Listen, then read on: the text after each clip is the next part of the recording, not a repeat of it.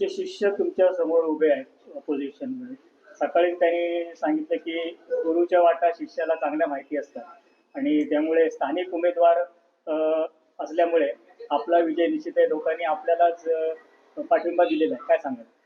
मुळात स्थानिक उमेदवार, मी पण स्थानिकच आहे, माझं घर आहे तिथे, मी घरपट्टी भरतो नेरूरच्या ग्रामपंचायत. तुम्ही आजही जाऊन बघा, चांगल्या प्रकारे कर मी देतो, म्हणजे मी स्थानिकच आहे.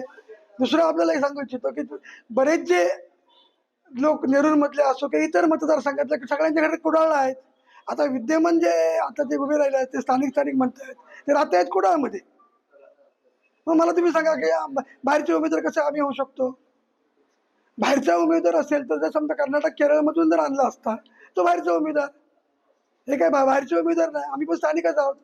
ज्या ज्यावेळी अडचणी येतात त्या अडचणी सोडवण्यासाठी आम्ही संपूर्ण कुडाळ तालुक्यामध्ये आजही आपल्याला सांगू इच्छितो, कुडाळमध्ये 9 मतदारसंघात आहेत. 9 मतदारसंघात संजय पडत्यांचे संबंध आहेत, कार्यकर्ते आजही मध्ये आहेत आणि बऱ्याच कार्यकर्त्यांना मी मोठं केलेलं आहे. आजही जे सांगतायत गुरु आणि शिष्य, त्यांना विचारलं तुम्ही कुठे होता आणि आता कुठे गेलात ते आणि कोणामुळे गेलात.